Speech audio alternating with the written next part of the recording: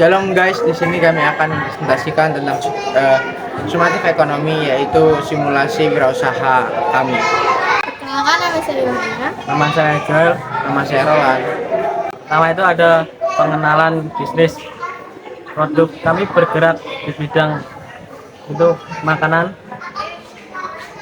Tujuan dari bisnis kami adalah meningkatkan kreativitas setiap kami. Bagaimana cara kami bisa mengkreasikan suatu olahan tertentu menjadi jajanan yang bisa dijual dengan harga yang tidak terlalu mahal untuk membantu lapangan kerja bagi masyarakat yang pengangguran. Lalu yang selanjutnya kami ada visi. Nah, visi dari usaha kami adalah menghidangkan burger yang sehat, bergizi, dan juga lezat yang terjamin kualitasnya dan terjangkau bagi semua kalangan masyarakat.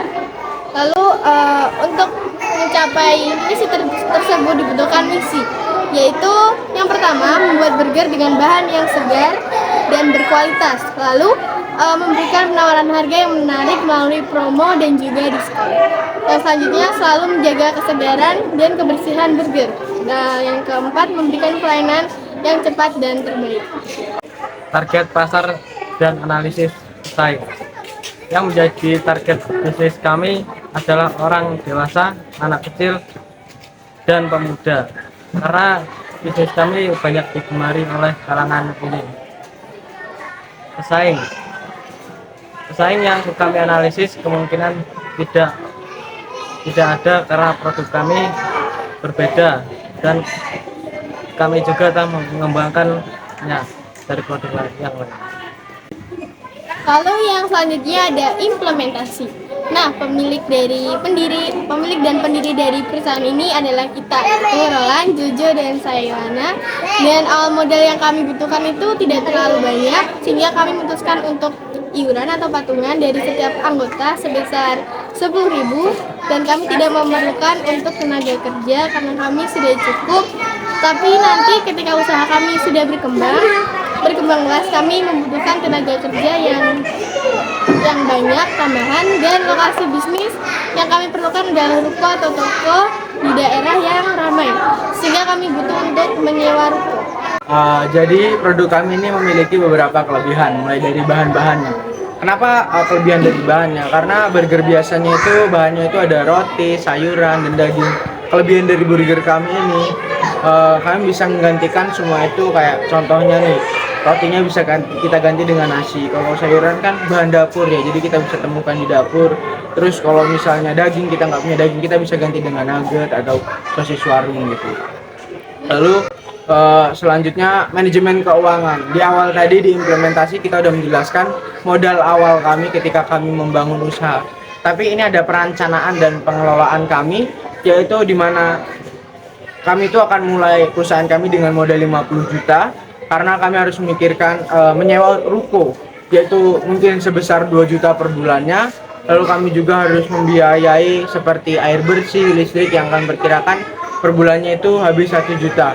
Dan kami juga memperhitungkan tentang tenaga kerja, karena kalau kita sudah mulai bisnis nanti pastikan kita butuh tenaga kerja yang ekstra.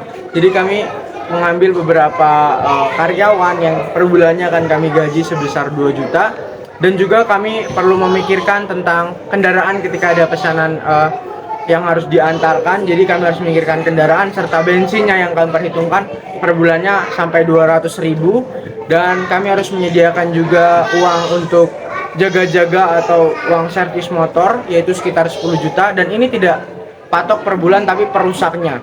Kami juga sudah menghitung dengan pemasukan kami, yaitu produk kami jual itu 5.000 per piecesnya, dan kami perkirakan sehari itu bisa 500 pieces, sehingga kami itu dapat omset per harinya sekitar 2,5 juta, dan kami bisa menghasilkan cuan dalam 30 hari atau sebulan itu sekitar 75 juta.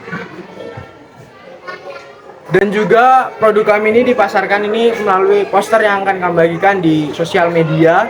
Juga ada nanti kami secara online, juga ada yang secara langsung, atau yang seperti saya jelaskan di awal, kita akan menyewa ruko.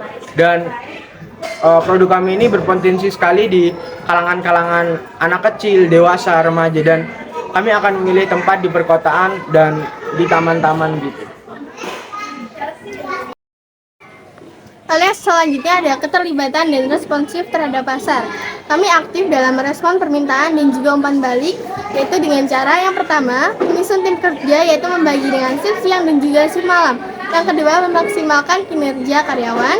Yang ketiga, memberikan tugas sesuai dengan minat dan kemampuan sumber daya manusia. Yang keempat, mengadakan training atau program pelatihan kerja yang berguna untuk melatih karyawan saat melayani konsumen. Yang kelima, membuat prosedur yang bertujuan untuk memberikan keteraturan dan tidak berantakan. Lalu yang keenam, membuat konsumen tetap merasa nyaman atau menyajikan berbagai layanan. Lalu yang selanjutnya ada penyesuaian strategi berdasarkan evaluasi pasar. Nah, caranya ini adalah menyesuaikan karena perkembangan pasar itu pastinya akan naik dan juga turun.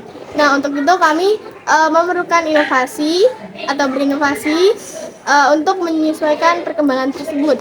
Nah, jika kami tidak berinovasi, maka perusahaan kami kemungkinan akan bangkrut. Dan kita ambil contohnya yaitu perusahaan Nokia yang ia tidak berinovasi atau mengikuti perkembangan zaman karena ia tetap kekeh dengan pendiriannya sendiri sehingga perusahaan itu bangkrut karena tidak mengikuti perkembangan zaman yang ada.